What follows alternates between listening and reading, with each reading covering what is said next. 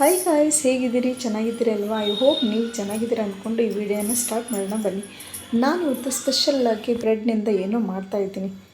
Video ಪೂರ್ತಿ ನೋಡಿ, ಕೊನೆಯಲ್ಲಿ ಒಂದು ಟಿಪ್ಸ್ ಹೇಳ್ಕೊಡ್ತಾ ಇದ್ದೀನಿ. ಬ್ರೆಡ್ಡಿನಿಂದ ಅದೇನು ಅಂದ್ರೆ ಅದೇ ಬ್ರೆಡ್ ಜಾಮೂನ್. ಒಂದೇ ಥರ ಜಾಮೂನ್ಗಳನ್ನು ತಿಂದು ಬೇಜಾರಾಗಿರುತ್ತಲ್ವ, ಇದೊಂದು ಡಿಫ್ರೆಂಟ್ ಆಗಿರುತ್ತೆ ನೋಡಿ. ನಾನು 4 ಬ್ರೆಡ್ ಪೀಸ್ಗಳನ್ನು ತೊಗೊಂಡಿದ್ದೆ. ಅವಕ್ಕೆ 4 ಬದಿಯಿಂದ ಎಜ್ಗಳನ್ನು ಕಟ್ ಮಾಡಿ ತೆಗೆದಿದ್ದೀನಿ. ಸೊ ಈ ಥರ ನಾನು ಬ್ರೆಡ್ಡನ್ನು ಎಜ್ ಕಟ್ ಮಾಡಿಬಿಟ್ಟು ಹೀಗೆ ಕಟ್ ಮಾಡ್ತಾಯಿದ್ದೀನಿ ನೋಡಿ. ನಿಮಗೆ ಯಾವ ಥರ ಶೇಪ್ ಬೇಕೋ ಆ ಥರದಲ್ಲಿ ನೀವು ಕಟ್ ಮಾಡ್ಕೋಬೋದು. ಸ್ಕ್ವೇರ್ ಶೇಪ್ ಆಗಿರ್ಬೋದು, ರೆಕ್ಟ್ಯಾಂಗಲ್ ಶೇಪ್ ಆಗಿರ್ಬೋದು. ಸೊ ನಿಮಗೆ ಬೇಕಾದ ರೀತಿಯಲ್ಲಿ ಬ್ರೆಡ್ ಪೀಸ್ಗಳನ್ನು ಮಾಡ್ಕೋಬೋದು. ನಾನು ಈ ಥರ ಮಾಡ್ತಾಯಿದ್ದೀನಿ ನೋಡಿ, ರೆಕ್ಟ್ಯಾಂಗಲ್ ಬಂದಿದೆ. ನೀವು ಬೇಕಾದರೆ ಇನ್ನೊಂದು ಸಲ ನೋಡ್ಕೊಳ್ಳಿ, ತೋರಿಸ್ತಾ ಇದ್ದೀನಿ. ನಿಮಗೆ ರೌಂಡ್ ಶೇಪ್ ಬೇಕಾದರೂ ಮಾಡ್ಕೋಬೋದು, ಸ್ಕ್ವೇರ್, ರೆಕ್ಟ್ಯಾಂಗಲ್, ನಿಮ್ಗೆ ಯಾವ ಥರ ಬೇಕೋ ಆ ಥರ.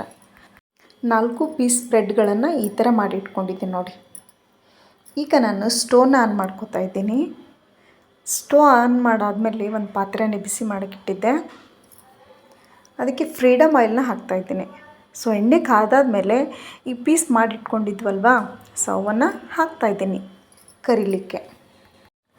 ಬ್ರೆಡ್ ಪೀಸ್ಗಳ ಕಲರ್ ಚೇಂಜ್ ಆಗೋವರೆಗೂ ನಾವು ಎಣ್ಣೆಯಲ್ಲಿ ಬಿಡಬೇಕು ನೋಡಿ. ಇನ್ನೂ ಕಲರ್ ಬ್ರೌನ್ ಆಗಿಲ್ಲ.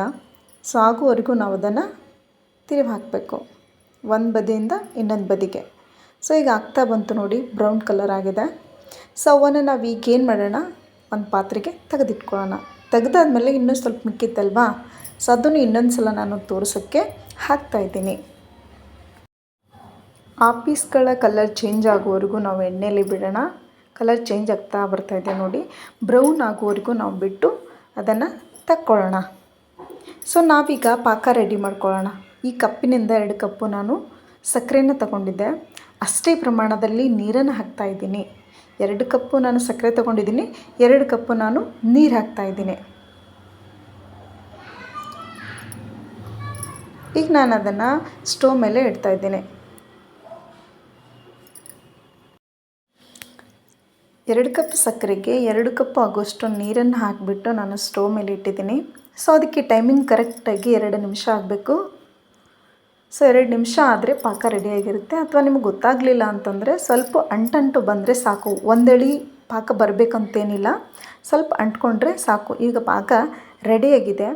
ಸೊ ಅದಕ್ಕೆ ನಾನು ಏನು ಮಾಡ್ತಾಯಿದ್ದೀನಿ, 4 ಏಲಕ್ಕಿಗಳನ್ನು ತಗೊಂಡು ಪುಡಿ ಮಾಡಿಬಿಟ್ಟು ಅದಕ್ಕೆ ಹಾಕ್ತಾಯಿದ್ದೀನಿ.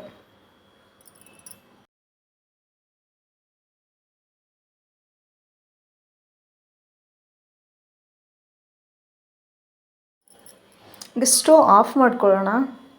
ಪಾಕ ರೆಡಿಯಾಗಿದೆ ನೋಡಿ. ಸೊ ಅದು ಸ್ವಲ್ಪ ತಣ್ಣಗಾಗಬೇಕು. ತಣ್ಣಗಾದ್ಮೇಲೆ ನಾವು ಕರೆದಿಟ್ಕೊಂಡಿದ್ವಲ್ವ ಬ್ರೆಡ್ ಪೀಸ್ಗಳು, ಅದಕ್ಕೆ ಸೇರಿಸ್ಬೇಕು. ಬಿಸಿಯಲ್ಲಿ ಸೇರಿಸಬಾರ್ದು, ಸ್ವಲ್ಪ ಆರಕ್ಕೆ ಬಿಡಬೇಕು 5 ನಿಮಿಷ. ಸೊ ಆ ಬ್ರೆಡ್ ಪೀಸ್ಗಳನ್ನು ಹಾಕಿ 5 ನಿಮಿಷ ಬಿಡಬೇಕು. ಆ ಪಾಕ ಎಲ್ಲ ಹಿಡ್ಕೊಳ್ಬೇಕಲ್ವಾ ಬ್ರೆಡ್ ಪೀಸ್ಗಳನ್ನು ಹಾಕಿ 5 ನಿಮಿಷ ಬಿಡೋಣ. 5 ನಿಮಿಷ ಆದಮೇಲೆ ನಿಮಗೆ ತೋರಿಸ್ತಾ ಇದ್ದೀನಿ, ಬ್ರೆಡ್ ಜಾಮೂನ್ ರೆಡಿಯಾಗಿದೆ. ಈಗ ಸವಿಯಲು ಸಿದ್ಧವಾದಂಥ ಬ್ರೆಡ್ ಜಾಮೂನ್. ಒಂದೇ ಥರ ಬ್ರೆಡ್ ಜಾಮೂನ್ಗಳನ್ನು ಮಾಡಿ ಬೇಜಾರಾಗಿದ್ದರೆ ಇದೊಂಥರ ಜಾಮೂನನ್ನು ಟ್ರೈ ಮಾಡಿ ನೋಡಿ ಹೇಗಾಗಿತ್ತು ಅಂತ ನನಗೆ ಕಾಮೆಂಟ್ ಮಾಡಿ ತಿಳಿಸಿ. ತಪ್ಪದೆ ನನ್ನ ಚಾನಲ್ಗೆ ಸಬ್ಸ್ಕ್ರೈಬ್ ಮಾಡಿ. ವಿಡಿಯೋ ಕೊನೆಯಲ್ಲಿ ಒಂದು ಟಿಪ್ಸ್ ಹೇಳ್ಕೊಡ್ತಾ ಇದ್ದೀನಿ ಅಂತ ಹೇಳಿದ್ನಲ್ವಾ. ಸೊ ಆ ಟಿಪ್ಸ್ ಏನು ಅಂತಂದರೆ, ನಮ್ಗೆ ಇಷ್ಟವಾದಂಥ ನೇಲ್ ಪಾಲಿಷ್ಗಳನ್ನು ನಾವು ಜಾಸ್ತಿ ತೊಗೊಂಡು ಬಂದಿರ್ತೀವಿ. ಸೊ 1 ತಿಂಗಳ ಒಳಗಾಗಿ ಅವು ಗಟ್ಟಿ ಆಗ್ತಾ ಹೋಗುತ್ತವೆ. ಅವು ಗಟ್ಟಿ ಆಗಬಾರ್ದು ಅಂದರೆ ಅವುಗಳನ್ನೆಲ್ಲ ಫ್ರಿಜ್ಜಲ್ಲಿ ಇಟ್ಟಿರಬೇಕು. ಆವಾಗ ನೀಲ್ ಪಾಲಿಷ್ಗಳೆಲ್ಲ ಗಟ್ಟಿ ಆಗುವುದಿಲ್ಲ. ಈ ಟಿಪ್ಸ್ ಹೇಗಿತ್ತು ಅಂತ ಕಾಮೆಂಟ್ ಮಾಡಿ. ನನ್ನ ವಿಡಿಯೋ ನೋಡೋದಕ್ಕಾಗಿ ಧನ್ಯವಾದಗಳು. Thank you and bye.